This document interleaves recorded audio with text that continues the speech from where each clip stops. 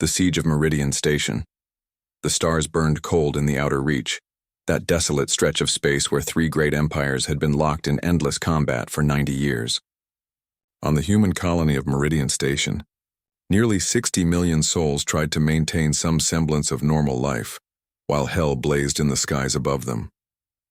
Captain Yenna Corvus stood on the observation deck of the orbital defense platform, watching the battle unfold with growing dread. She was 43, her dark hair streaked with premature gray from too many nights without sleep, too many close calls with death.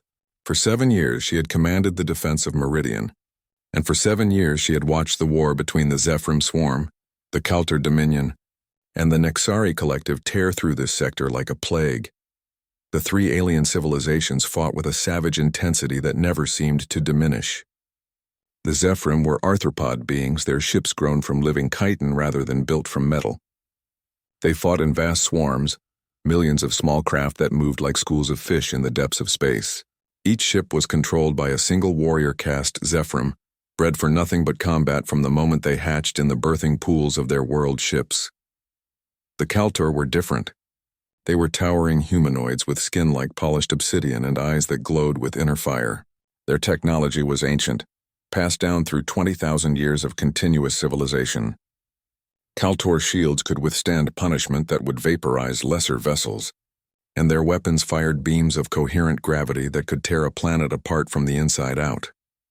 The Nexari Collective was the strangest of the three powers.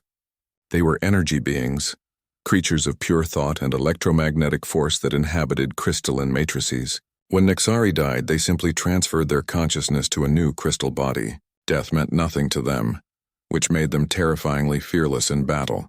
Their ships were beautiful and terrible, spires of glowing crystal that moved through space like living dreams. The war had started over mining rights in an asteroid field. That was 90 years ago. Now nobody remembered what they were actually fighting for anymore. They fought because they had always fought, because stopping would mean admitting that 90 years of death had been for nothing, because each side believed that victory was just one more battle away. Yenna watched the tactical display with hollow eyes.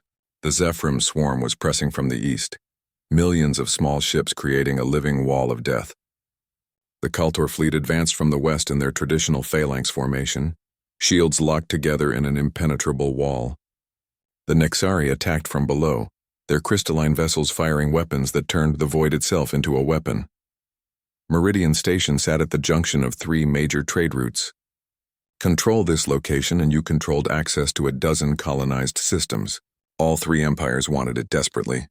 For the past month, they had been fighting over the station with increasing ferocity, and the human defense fleet was being ground to dust between them. Captain Corvus, damage report on the Valencia, her second in command. Lieutenant Dax Henniger said quietly. Dax was young, only 26, with bright blue eyes that had seen far too much combat for someone his age. Yenna pulled up the feed from the destroyer Valencia, the pride of Meridian's defense fleet. The image made her stomach clench. The ship was venting atmosphere from a dozen breaches. Its main engines were dark. Emergency lights flickered across its scarred hull. "We have lost 70% of our fleet," Dax continued, his voice carefully neutral. "The Zephyrim broke through Sector 9 this morning. The Kaltar are pushing hard on our western perimeter. The Nexari have established fire control over the southern shipping lanes. How long can we hold?" Yenna asked. Dax hesitated. "Hours. Maybe a day if we are very lucky. And the evacuation. We need at least 8 hours to get everyone off the station. The transport ships are ready, but they cannot launch while the battle is this close. They would be destroyed before they cleared the gravity well." Yenna closed her eyes. 60 million people, families, children, scientists and engineers and teachers and artists, all of them depending on her to buy them time that she did not have. She had fought in this war for 7 years. She had seen friends die in fire and vacuum. She had ordered young people like Dax into battles where she knew they might not return. She had made hard choices and lived with the consequences. But this was different. This time she was out of options. There was only one choice left, and it went against everything her pride told her to do. "Open a priority channel to the Galactic Union," Yenna said quietly. Dax looked at her in surprise. "Captain, the Union does not intervene in regional conflicts. Their charter is clear. Not the Union military, Yenna corrected. The Humanitarian Corps. Any member species has to respond to civilian rescue requests. It is in the founding charter. Dax understood immediately. You want to call for help? Yenna nodded slowly. From whoever will answer. The transmission went out on all Union emergency frequencies. This is Captain Yenna Corvus of Meridian Station. Requesting immediate humanitarian assistance. 60 million civilians at risk. We need 8 hours to complete evacuation. Any Union member species, please respond. The message traveled through subspace relays, bouncing across the network that connected thousands of worlds. It reached Union headquarters on the ancient capital world of Praxis Prime. It was logged, categorized, and forwarded to the Military Coordination Office. And then something unexpected happened. One species answered immediately. The message came back 17 minutes later, spoken in slightly accented Union Standard. This is Battle Commander Reyna Theros of the Solarian Guard. We received your distress call, Captain Corvus. We are 38 hours away at maximum faster than light speed. What is your tactical situation? Yenna felt something she had not felt in years. Not hope, exactly. Hope was dangerous, but perhaps the ghost of possibility, she explained quickly. 60 million civilians, 8 hours needed. 3 enemy fleets totaling over 4,000 ships, a defense force that was almost gone. There was a pause.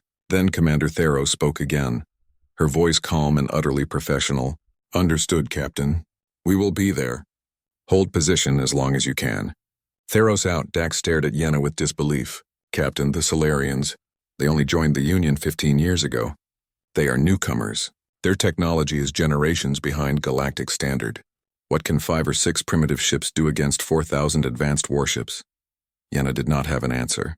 She had met Solarians before, the tall bipedal beings from the third planet of a yellow star they called Sol. They were strange creatures, endlessly curious, quick to laugh, but also quick to anger. They had barely developed faster than light travel when they applied for Union membership. Most of the older species had voted against admitting them. Too primitive, too aggressive, too unpredictable, but the Union Charter was absolute. Any species that developed faster than light capability and agreed to follow Union law could join. The Solarians had followed every law meticulously. They had opened trade. They had shared their culture, their art, their strange music. They had asked endless questions about everything. The established powers tolerated them the way adults tolerate enthusiastic children.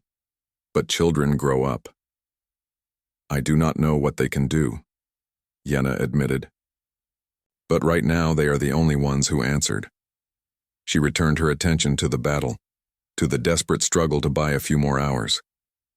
The Valencia exploded in a ball of fire at the 16-hour mark. The destroyer Defiant followed 30 minutes later. Ship by ship, the human defense fleet was being dismantled. Yenna watched it happen and felt a cold determination settle over her. She would hold, no matter what it cost, no matter how many ships she lost. She would buy those 8 hours. Because somewhere in the dark between stars, racing toward them at impossible speeds, came the Solarians. And Yenna had a strange feeling that the 3 great empires were about to learn something very important about the new species in the galaxy. The arrival deep in Sol System, 43 light-years from the outer reach. Battle Commander Reyna Theros stood on the bridge of the SDS Retribution. Around her, the crew prepared for emergency faster-than-light deployment with practiced efficiency. Reyna was 51 years old, tall and lean with close-cropped silver hair and eyes the color of storm clouds. She had joined the Solarian military 30 years ago, back when humanity's greatest achievement was a mining colony on their system's 4th planet. She had fought in the Resource Wars, that terrible conflict when different nations of Sol had nearly destroyed themselves over water and rare earth metals. She had seen what total war looked like. She had watched cities burn. She had lost friends and family to weapons that should never have been created. And when humanity finally made peace with itself, finally looked up at the stars and decided to reach for them instead of each other's throats, Reyna had sworn that she would never let that kind of destruction touch humanity again. Now she commanded humanity's rapid response fleet, 7 ships. Not the largest vessels in the Solarian Guard, but the fastest and most flexible. 3 destroyers, 2 frigates, and 2 light carriers loaded with fighter wings. 7 ships against 4,000. By any logical calculation, they were flying to their deaths. "Status report," Reyna said, her voice cutting through the bridge activity. Her executive officer, Commander Jonas Morrow, read from his display. "All vessels report ready for faster-than-light transition. We have the Retribution, Destroyers Vengeance, Relentless, and Thunder, frigates Phoenix and Talon. Fighter complement at full strength, 216 craft." Reyna nodded. 216 fighters, 7 capital ships, against an alien fleet that numbered in the thousands. She pulled up the intelligence briefing on the Outer Reach conflict. The Union had been monitoring the war for 90 years, collecting vast amounts of data.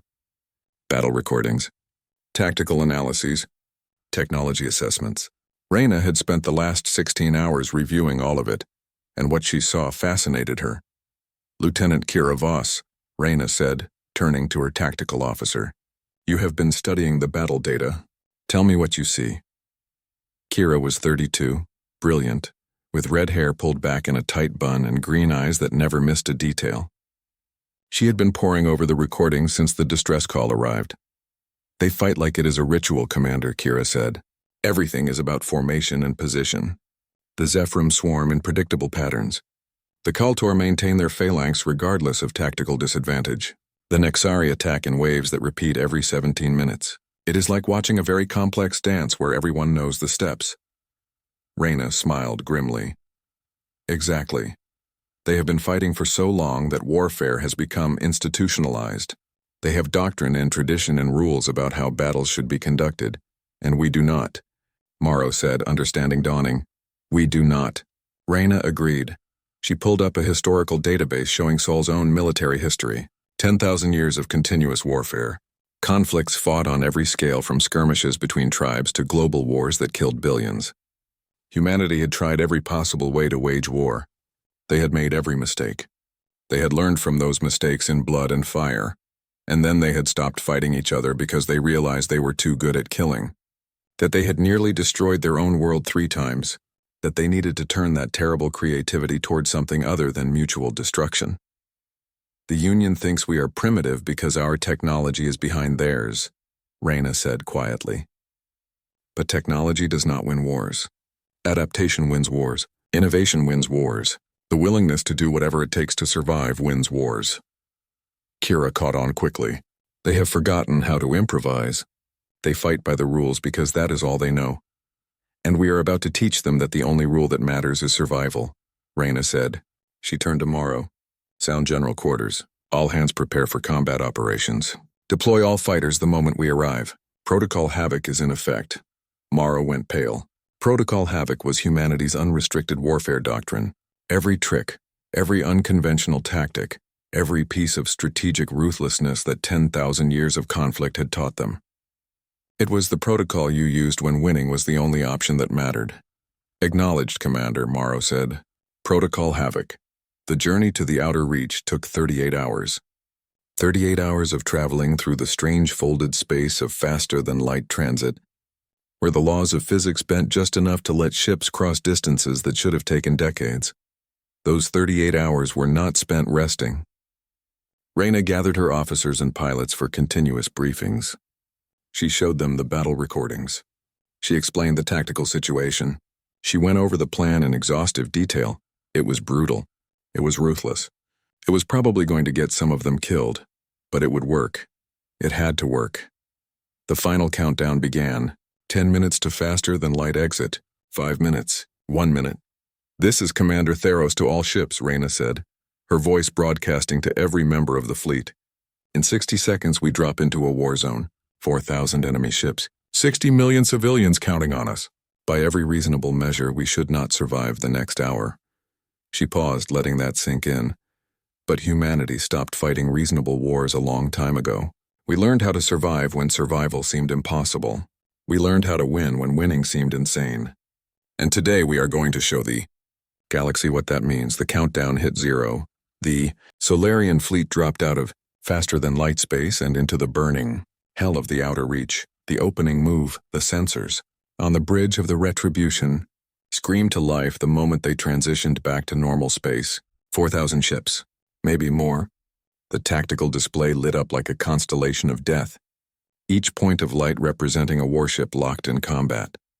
The Zephyr swarm covered the eastern approach in a living carpet of chitin and fury, millions of small vessels moving in complex patterns that shifted moment to moment. The Kaltor Dominion advanced from the west, their massive dreadnoughts arranged in perfect geometric formation, shields overlapping to create an impenetrable wall. The Nexari collective attacked from below the orbital plane, their crystalline ships glowing with power as they fired exotic energy weapons that warped space-time itself. And in the middle, fighting desperately to protect the colony world, were the remains of Meridian's defense fleet, 15 ships where once there had been 60, battered, bleeding, dying. Position confirmed, the helm officer reported. We are at the outer edge of the combat zone, exactly where we need to be. Reyna studied the holographic display floating above her command chair. The battlefield was chaos, but chaos had patterns if you knew how to look. The Zephyr moved in fractal formations. The Kaltor held rigid positions. The Nexari cycled through 3 primary attack vectors: predictable, institutional, exploitable. Open a wideband transmission, Reyna ordered. I want all 4,000 ships to hear this. Channel open, Commander. Reyna spoke clearly and calmly, her voice carrying across the void to thousands of alien commanders. This is Battle Commander Reyna Theros of the Solarian Guard, acting under Galactic Union humanitarian protocols. You are ordered to cease hostilities and allow civilian evacuation. You have 1 minute to comply. The response came immediately. Captain Corvus, her voice ragged with exhaustion and desperate hope. Commander Theros, thank the stars. We need 8 hours to evacuate.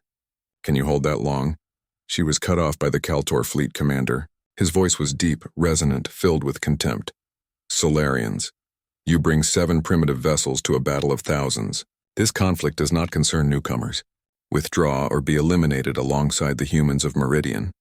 The Zephyr response was stranger, thousands of voices speaking in perfect unison.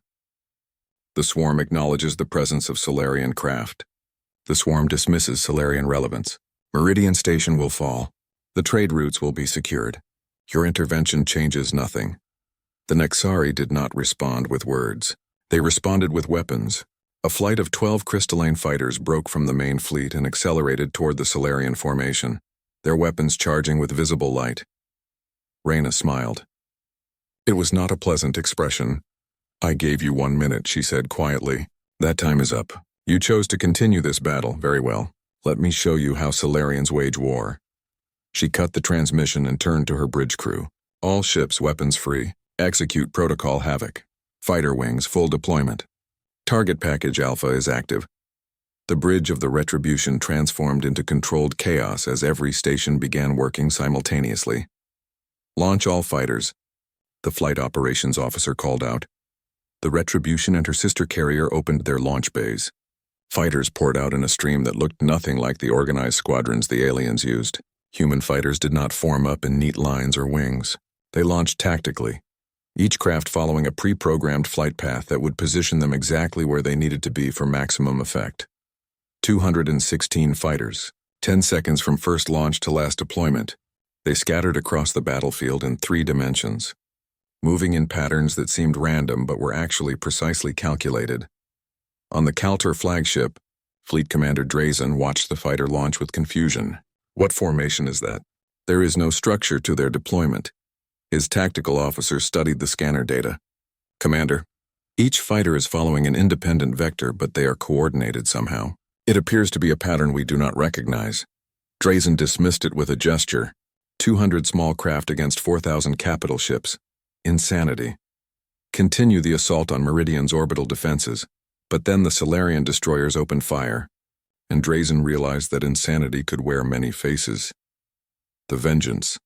Relentless and Thunder were not the largest warships in the Solarian fleet, but they mounted weapons that no other species in the galaxy had developed. Railguns, magnetic accelerators that could launch solid projectiles at relativistic speeds. The tungsten penetrator rods screamed out from the destroyers at 18% of light speed. They crossed the distance to their targets in fractions of a second, but they did not target ships. They targeted debris. The outer reach was a graveyard. 90 years of continuous warfare had left the space around Meridian Station choked with wreckage. Destroyed vessels, broken hulls, shattered weapons platforms, thousands of tons of metal and composite materials floating in a vast cloud that both fleets had learned to simply ignore. The Solarians did not ignore it. The first penetrator struck a derelict Zephyrim hive ship that had been drifting dead for 30 years. The tungsten rod punched through the ancient chitin hull and transferred its kinetic energy in an explosion of spectacular violence. The hive ship did not just break apart, it vaporized, transformed into an expanding sphere of high-velocity fragments. Those fragments struck other pieces of debris, which struck more debris, which created a cascading wave of destruction that spread through the graveyard like wildfire. The destroyers fired again, and again, and again. 60 penetrators in 20 seconds, each one transforming stable wreckage into a deadly storm of shrapnel, moving at killing velocities. The Kelter phalanx, packed tight for maximum shield efficiency, had nowhere to go. The first wave of debris hit them at the 28-second mark. Their shields flared, trying to absorb impacts from thousands of fragments simultaneously. Some shields held, many did not. A chunk of ancient hull plating the size of a transport vehicle struck the Kaltor battleship Dominant Flame at 16,000 kilometers per second. The shield collapsed. The plating continued through the ship's armor, through its interior compartments, through its fusion reactor. The Dominant Flame exploded from the inside out, adding its own mass to the expanding debris cloud. Evasive maneuvers, Commander Drazen shouted. Break formation. All ships scatter. But breaking formation meant their overlapping shields would fail. It meant each vessel would be vulnerable, and the Kalter had trained for 20,000 years to fight in formation. The change did not come fast enough. 3 more battleships died in fire. 7 cruisers were holed and venting atmosphere. A dozen smaller vessels simply disappeared, torn apart by impacts their shields could not handle. On the other side of the battlefield, the Nexari Collective was discovering its own problems. The Solarian frigates Phoenix and Talon had begun their attack run at the 30-second mark. They did not fire weapons. They did not attempt to engage. They simply accelerated to maximum velocity and dove straight into the heart of the Nexari formation. The Nexari responded with everything they had. Energy weapons that could disintegrate matter fired in continuous streams. Gravity lances that could crush ships into neutronium reached out with invisible hands. Missiles that phased through normal space-time launched in volleys of hundreds. The frigates twisted and dodged with inhuman precision. Their pilots jacked directly into their ship's control systems through neural interfaces. They moved like living things, like predators dancing through a forest of death. Phoenix took 3 hits that should have destroyed her. Her shields buckled but held. Talon lost her port maneuvering array and compensated instantly, adjusting her flight path without losing speed. They were through the Nexari formation in 8 seconds. 8 seconds of flying through hell, 8 seconds that felt like 8 hours, and in their wake they left 3,000 mines. Each Solarian fighter carried 20 mine packages, tiny fusion warheads with basic maneuvering capability and friend or foe identification protocols. The fighters had deployed them during their seemingly random flight paths, scattering them throughout the battle space in a 3-dimensional web. The mines drifted with minimal thrust, positioning themselves between enemy vessels, waiting, patient. The Zephyrim swarm, sensing weakness after the Kaltor and Nexari took casualties, surged forward in a massive wave, millions of small craft accelerating toward Meridian Station, ready to overwhelm the defenders through sheer numbers. They flew directly into the minefield. Reyna watched the tactical display with cold eyes. "Tactical," she said quietly. "Yes, Commander." Kira responded. "Activate the mines." Kira pressed a single control. 3,000 fusion warheads detonated simultaneously. The battle space transformed into a galaxy of tiny suns. Each mine was equivalent to a 5-kiloton nuclear device. 3,000 of them created a wave of thermal and kinetic energy that rippled through the Zephyrim swarm like a tsunami, through a fleet of paper boats. Zephyrim fighters did not have shields. They relied on armor and numbers. Against conventional weapons, that doctrine worked. Against 3,000 simultaneous nuclear detonations in close proximity, it was catastrophic. Entire wings of the swarm simply ceased to exist, vaporized instantly. Ships further from the detonations were caught in overlapping blast waves and torn apart. The few that survived the initial explosions found themselves flying blind. their sensors overloaded by the electromagnetic pulse. The Zephyr swarm lost 40% of its combat strength in 3 seconds. In the command center on Meridian Station, Captain Yenna Corvus watched the battle unfold with disbelief. Dax stood beside her, his mouth hanging open. "What just happened?" Dax whispered. Yenna could not find words. The tactical display showed carnage on a scale she had never witnessed. 3 fleets that had been pressing Meridian with overwhelming force were suddenly in disarray. The Kelter formation was broken, ships scattered and trying to regroup. The Nexari had pulled back, their crystalline vessels dimming as they withdrew to reassess. The Zephyr swarm was a shattered remnant of its former strength, and the Solarian fleet, 7 tiny ships against thousands, sat at the edge of the battle space completely untouched. The communication channel crackled to life. "Captain Corvus, this is Commander Theros. You now have 8 hours to complete evacuation. We will establish a defensive perimeter. Any ship that approaches Meridian Station will be engaged with extreme prejudice. I suggest you begin immediately." Yenna found her voice. "Commander, what did you just do?" There was a pause. Then Reyna Theros spoke, and her voice was cold as the void between stars. "We showed them what happens when you ignore a Solarian request, Captain. Begin your evacuation. We will handle the rest." The channel closed. Dax turned to Yenna with wide eyes. "Captain, they just crippled 3 fleets in 60 seconds. How is that possible? Their technology is supposed to be primitive." Yenna watched the Solarian ships on her display.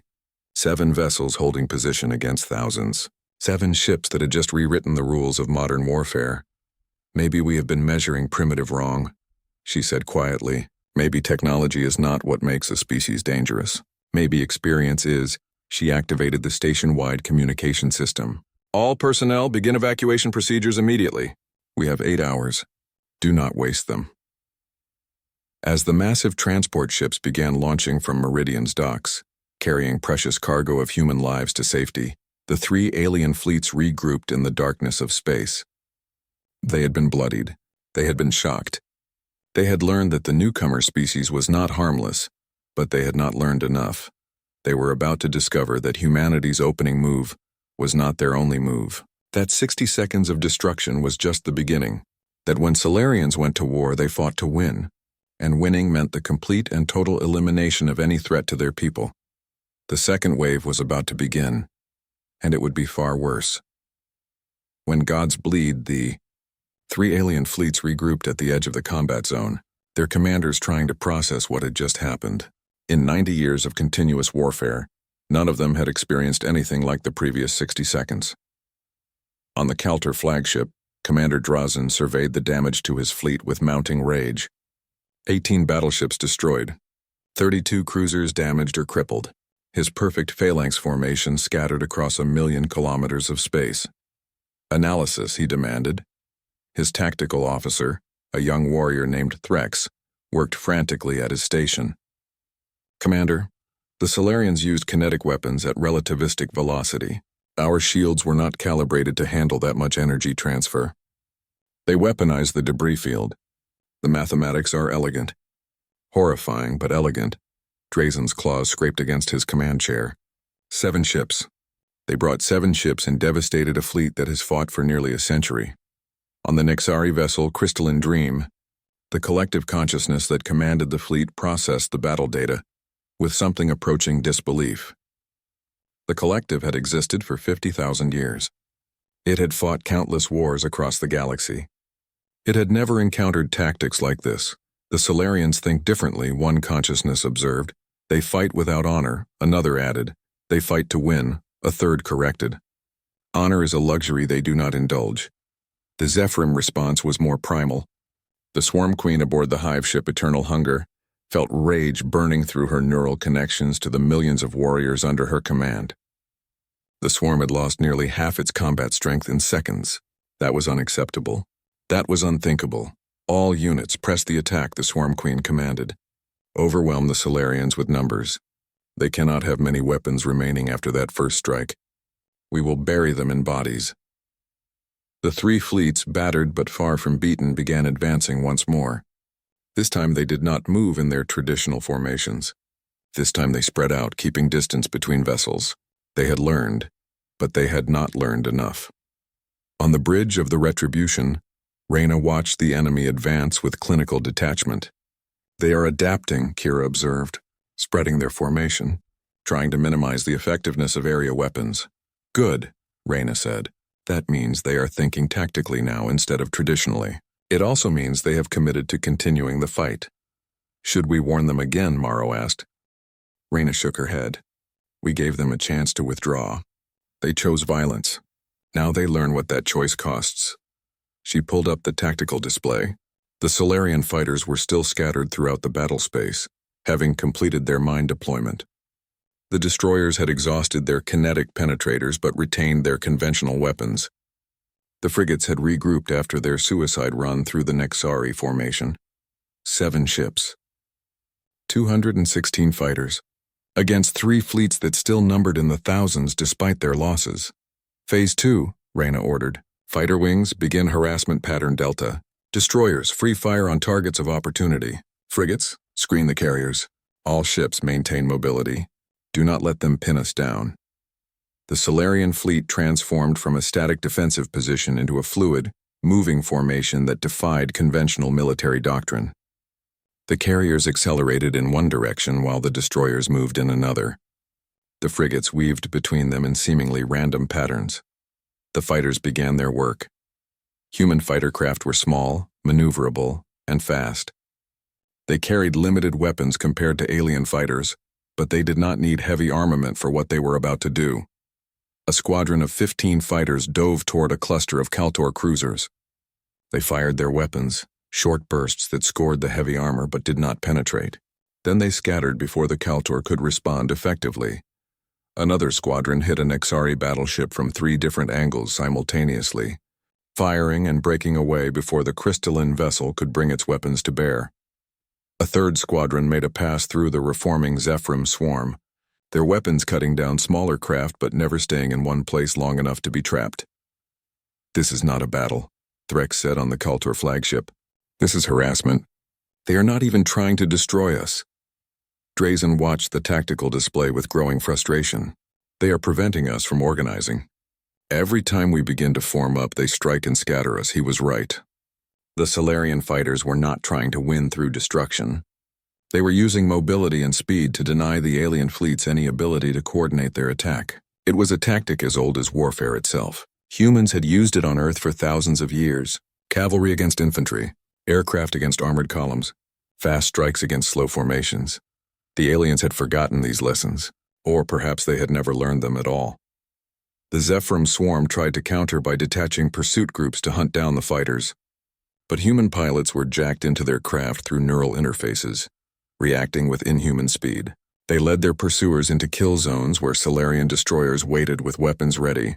Time and again, Zephyr hunters found themselves ambushed by ships they thought were somewhere else. The Nexari attempted to use their exotic sensors to predict where the fighters would strike next. But human tactics were not based on predictable patterns. Each squadron operated with significant autonomy, making split-second decisions based on opportunity and instinct. There were no patterns to predict. The Kaltor tried brute force, firing massive volleys into areas where fighters had been spotted. But by the time their weapons reached those locations, the fighters were already somewhere else. They wasted ammunition shooting at ghosts. 2 hours passed. Then 3. The alien fleets found themselves unable to advance toward Meridian Station. Every attempt to organize was disrupted. Every formation was broken. They were not losing ships quickly, but they were being bled by 1,000 tiny cuts. More importantly, they were being humiliated. On Meridian Station, the evacuation proceeded with desperate efficiency.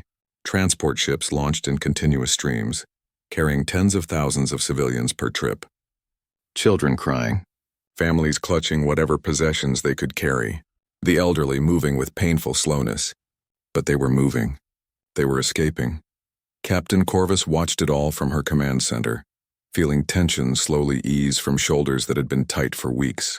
They are doing it, Dax said with something like wonder in his voice. 7 ships are holding off 3 entire fleets. Yenna nodded slowly. Not holding off, humiliating. Look at the alien formations. They cannot coordinate, cannot advance. The Solarians are not just buying us time. They are teaching a lesson. What lesson? That newcomers can be more dangerous than veterans. That primitives can defeat advanced civilizations.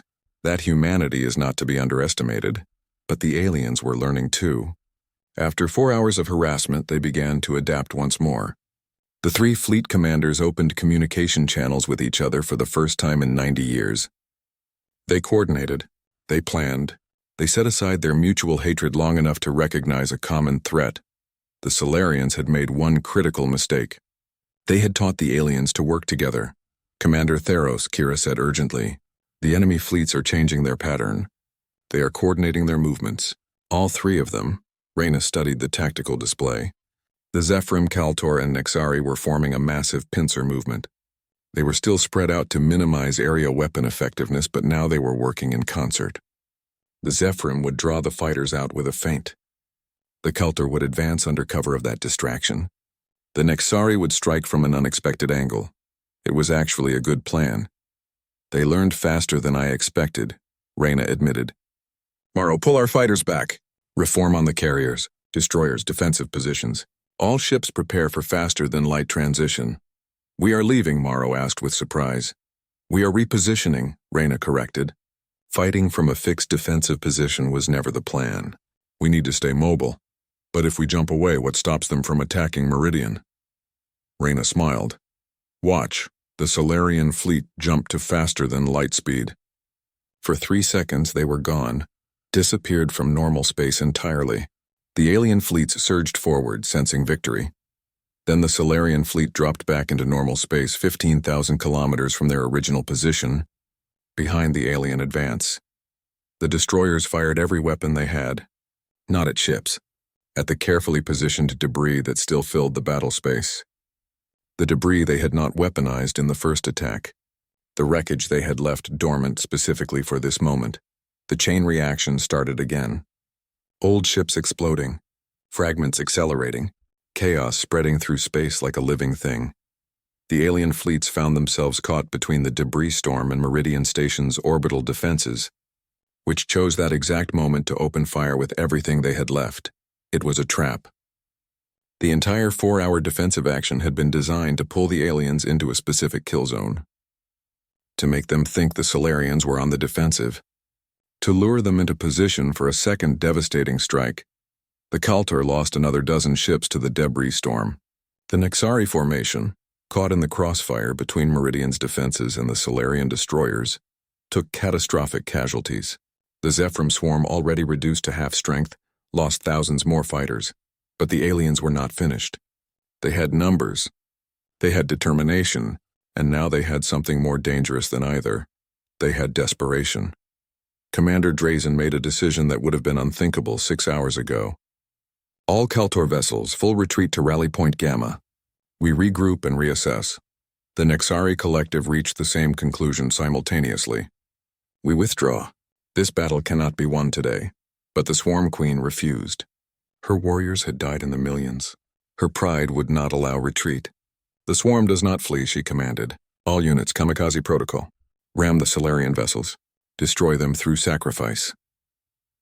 What remained of the Zephyrim swarm, perhaps 3 million small craft, turned as one toward the Solarian fleet. They accelerated to maximum velocity, abandoning any pretense of self-preservation. They would crash themselves into the enemy ships. They would win through the oldest tactic in warfare, overwhelming sacrifice. Reyna saw it coming. Her tactical displays showed the wall of death accelerating toward her fleet. Millions of ships, all of them willing to die. Morrow looked at her with barely controlled panic. Commander, we cannot outrun that. There are too many of them. If they reach us, they will destroy us through sheer mass. Reyna's mind raced through options. They could jump to faster than light speed again, but they would need 30 seconds to charge their drives. They did not have 30 seconds. They could scatter, but the Zephyrim would simply follow individual ships. They could not fight their way through millions of kamikaze attackers. There was only one option left. All ships, emergency power to forward shields, Reyna ordered. Carriers move to the rear of formation. Destroyers and frigates form a wall between the carriers and the incoming swarm. All fighters return to carriers immediately. Commander, Morrow said quietly, if we form a static defensive position, we are sacrificing our mobility. That goes against everything in Protocol Havoc. I know, Reyna said, but sometimes you have to stand and take the hit. The Solarian fleet reformed into a tight defensive formation, something they had specifically avoided for the entire battle. The destroyers and frigates positioned themselves in front of the carriers, overlapping their shields. It was the same tactic the Kaltor used, the same formation-based defense that Reyna had exploited earlier. But there was a difference. The Kaltor fought that way because it was tradition. Reyna chose it because it was necessary. The Zephyr swarm hit them like a tsunami of chitin and fury. The forward shields of the destroyer Vengeance flared brilliant white as thousands of Zephyr fighters crashed into them. The shield held for 3 seconds, then 4, then 5. Each impact transferred kinetic energy. Each collision weakened the electromagnetic barrier that protected the ship. On the 6th second, the shield collapsed. Zephyr fighters, their organic hulls shredded but still intact enough to function, crashed directly into the Vengeance's armor. The destroyer's point defense weapons fired continuously, destroying attackers by the hundreds, but there were thousands more behind them. Tens of thousands, hundreds of thousands. The Vengeance's hull began to buckle under the impacts. Compartments breached. Crew members died as sections of the ship vented to space, but the destroyer held its position, continuing to fire, continuing to screen the carriers behind it. The frigate Talon took the next wave. Her shields lasted only 4 seconds before failing. Zephyr craft hammered into her hull like living missiles. Her starboard side crumpled. Her engines went dark. She began to drift, dead in space but still firing her weapons until the very end. "This is Talon," her captain transmitted, his voice calm despite the chaos. "Hull integrity at 15%. Main power failing. But we are still here, still fighting." The transmission cut off as the frigate took another massive wave of impacts. Talon broke apart, splitting into 3 large sections that tumbled slowly through space. 300 souls gone in an instant. On the bridge of the Retribution, Reyna watched her fleet die. The destroyer Thunder was next, her shields overwhelmed by sheer numbers. She lasted longer than Talon, her heavier armor buying her precious seconds. But eventually, she too succumbed, her hull crushed under the weight of thousands of Zephyr fighters. "We have lost 3 ships," Kira reported, her voice tight with emotion.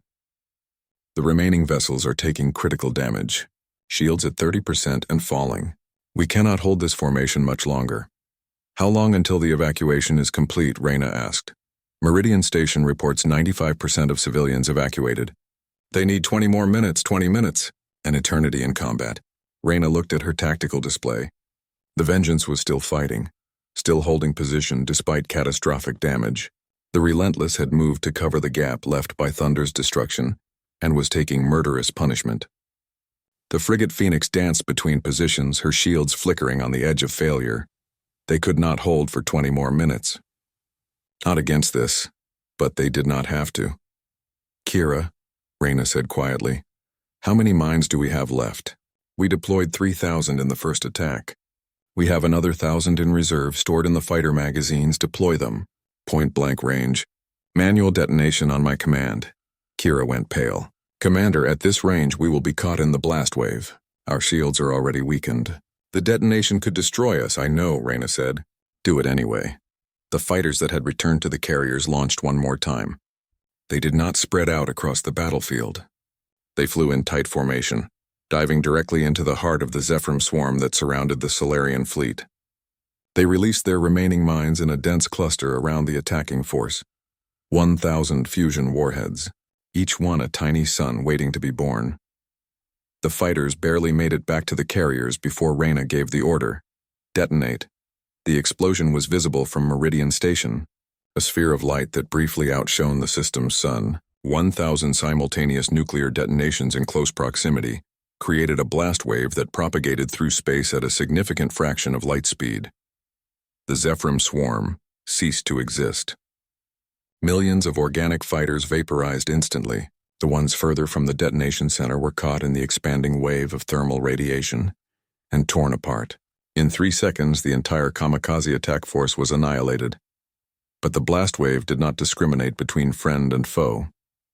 The Solarian fleet, shields already weakened from sustained combat, took the full force of the explosion. The destroyer Vengeance, her armor already compromised, broke apart completely. The Relentless tumbled out of control, her engines dead. Her hull breached in a dozen places. The Phoenix simply disappeared, vaporized in an instant. On the Retribution, the bridge lights went dark as power systems failed. Emergency lighting kicked in, painting everything in red. The ship shook violently as the blast wave struck, and Reyna felt the deck buck beneath her feet. "Damage report," she called out. Morrow worked his console, his face illuminated by the crimson emergency lights. "Primary power offline. Secondary power at 40%. Hull breaches on decks 12 through 15. Casualties reported across all sections. The other carrier is gone. We are the only capital ship still functional. And the fighters? Most made it back before detonation. We have approximately 90 fighters operational." Reyna closed her eyes briefly. They had come with 7 ships and 216 fighters. They had 4 fighters and 90 fighters left. Over 1,000 crew members dead. 3 ships destroyed completely. 2 more crippled beyond repair. But they had done what they came to do. "Kira, contact Meridian Station. Ask for their evacuation status." A moment passed. Then Kira looked up with tears streaming down her face. "They report complete evacuation, Commander. All 60 million civilians are away. They are requesting permission to scuttle the station and withdraw." Reyna felt something release in her chest. "Permission granted. Tell them to run. We will cover their retreat." "What about us?" Morrow asked quietly. "We stay until they are clear. Then we jump out and hope our faster-than-light drives survive the blast." The next 10 minutes were the longest of Reyna's life. The damaged transport fleet from Meridian limped away at best speed, carrying their precious cargo to safety. The Retribution hung in space, her weapon systems barely functional, her hull held together by emergency force fields and the determination of her crew. The Kaltar and Nexari fleets, having withdrawn to observe, did not attack. Perhaps they were stunned by what they had witnessed. Perhaps they were reassessing their entire understanding of warfare. Perhaps they simply recognized that the battle was over. Finally, the last transport cleared the minimum safe distance for faster-than-light transition. Captain Corvus transmitted one final message. "Commander Theros, we owe you a debt that can never be repaid. 60 million souls live because of your sacrifice. Humanity will never forget what the Solarians did here today." Reyna smiled wearily. "Just get your people home, Captain. That is payment enough." She turned to her helm officer. "Charge faster than light drives. Get us out of here."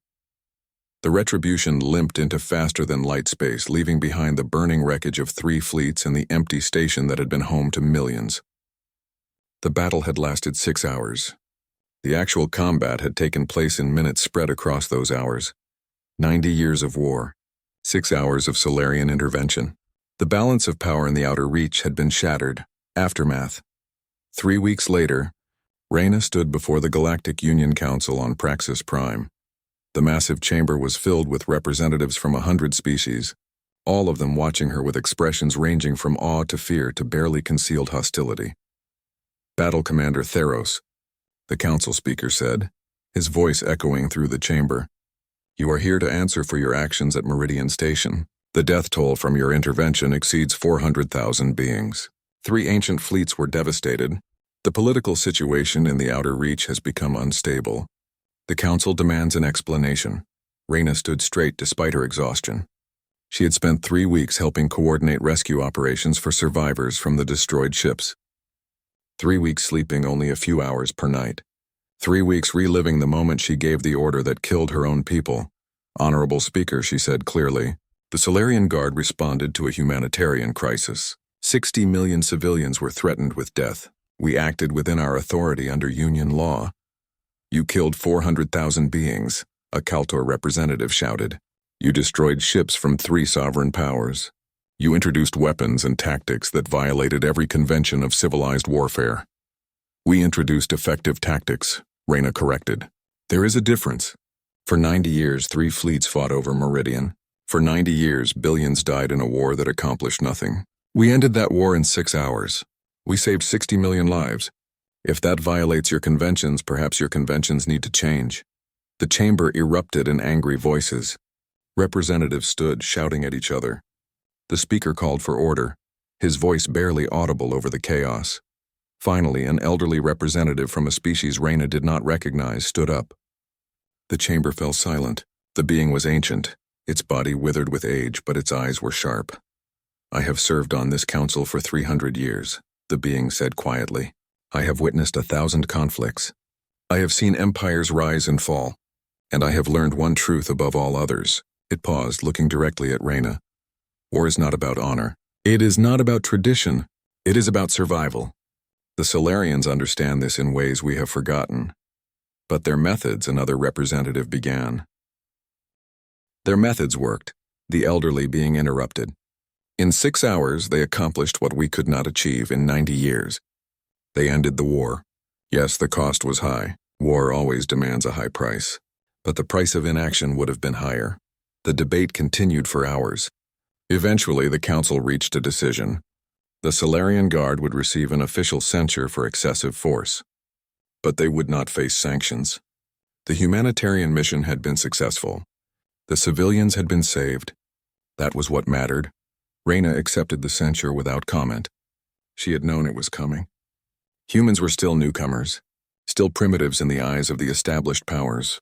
They would not be allowed to simply rewrite the rules of warfare without consequence. But the rules had been rewritten anyway. After the council session, Reyna found Captain Corvus waiting outside the chamber. The human officer looked better than when they had first spoken, no longer exhausted and desperate. But she still carried the weight of command in her eyes. "Commander Theros," Corvus said, "I wanted to thank you personally. My people are safe because of you." "Your people are safe because they had a leader willing to make hard choices," Reyna corrected. "You called for help when you needed it. That took courage." They walked together through the corridors of the council building. Around them, aliens of 100 species moved with barely concealed unease. The Solarians had proven themselves dangerous. That changed everything. "What happens now?" Corvus asked. "The 3 fleets withdrew, but they did not surrender." "The war might continue." "It might," Reyna agreed. "But it will never be the same." They learned something at Meridian. They learned that the old ways do not work against enemies who refuse to play by the old rules. They learned that Solarians are not harmless primitives to be dismissed and patronized. She stopped and looked out a massive window at the stars beyond. "And they learned that humanity came to the stars hoping to leave war behind. But we brought 10,000 years of hard lessons with us just in case. Now the galaxy knows those lessons exist. Now they know what we are capable of when we choose to fight." "Does that make us monsters?" Corvus asked quietly. Reyna thought about the crew members she had lost. About the destroyer captains who held position while their ships died around them. About the fighter pilots who flew into certain death because the mission required it.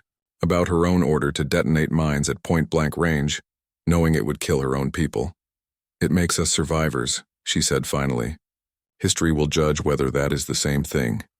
They stood in silence, 2 humans looking out at a galaxy that would never see them quite the same way again. Somewhere in the darkness of space, 3 alien fleets rebuilt and reconsidered. Somewhere military academies would study the Battle of Meridian and struggle to understand how 7 ships defeated thousands. Somewhere the balance of power was shifting and humanity's role in the galaxy was being reassessed.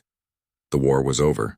The war was just beginning, and humanity had announced its presence in a way that could never be ignored. Reyna Theros walked away from the window, carrying the weight of 400,000 deaths and 60 million lives saved. She would carry both for the rest of her days. That was the price of command. That was the cost of victory. That was what it meant to be human in a galaxy that was still learning what humanity could do.